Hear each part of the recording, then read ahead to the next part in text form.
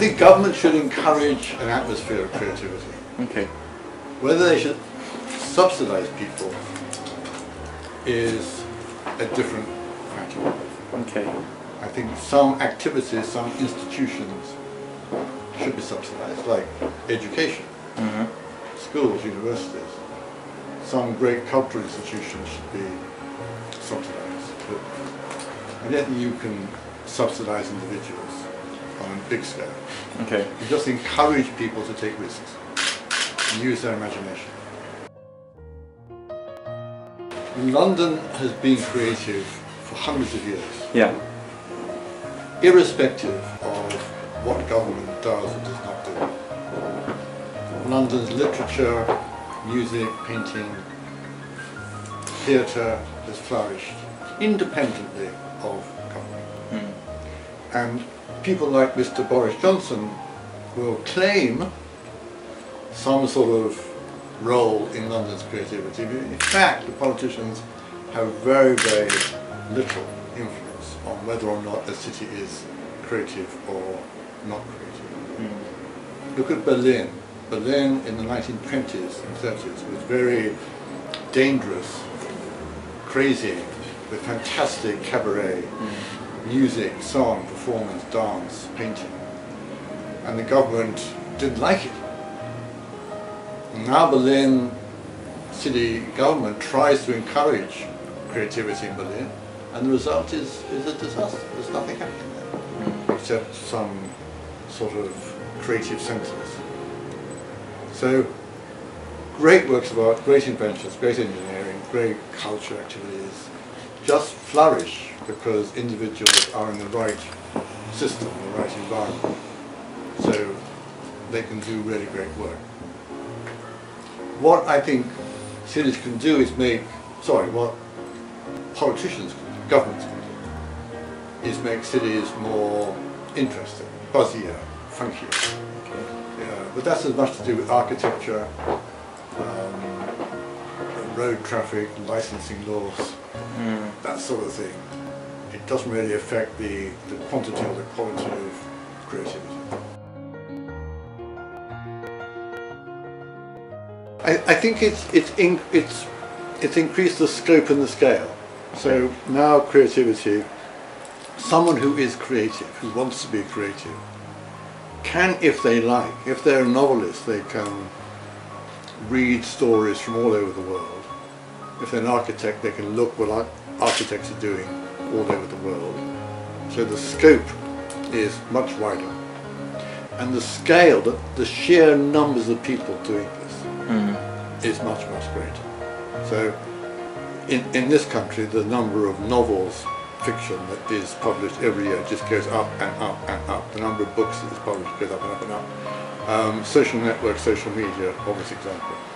The number of cameras we all have. You probably have 3 phones with 3 cameras, so there are 5 cameras in this world. Yeah. So the amount of creative stuff that we are making is increasing, and the ability that we have to share it is increasing, and the cost of sharing it is going right down. Yes. So the sort of the sheer quantity of creative activity is going up.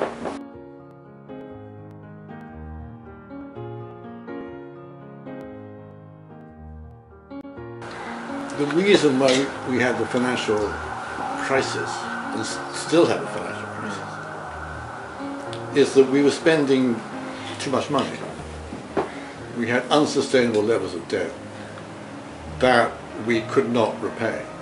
Now, it was fine while it lasted, and there is an argument that some of that money was spent on arts and culture and creativity. So a lot of creative artists, creative people benefited from the very high levels of consumer expenditure. There's an argument for that. But I don't think they're otherwise related. And the crisis is because we had a dysfunctional banking system that was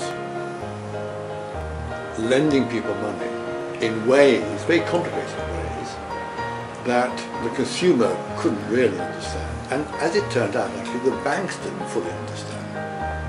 And certainly the banking regulators in this country and in other countries were unaware of what was happening. And the system was very shaky. And just took away a bit of the foundation and the whole thing fell down.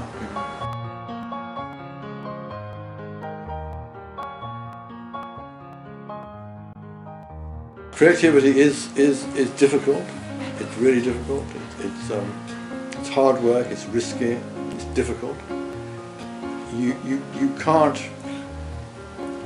invest in creativity because creativity is a mental process. All you can do is invest in, to some extent, the people that are, you hope, being creative, or you invest in the output, the goods and the services, or the companies in place. You can't invest in the process. And I do say sometimes that creativity is, or no, the creative economy is an economy of failure, because it's in the nature of creativity that we do fail. A lot. We fail more often than we succeed. We take risks. We try and do things differently. We try and be novel, and striking and interesting, and that's hard work, and usually we get it wrong. And we all know this. Whereas in other sectors like mining or agriculture or manufacturing or most routine services, you don't fail. You might do something well or not so well, but you don't fail in the same way. If you're running a cafe or restaurant or a hairdresser, you don't fail. If you're running a farm, you don't fail. You know, you don't.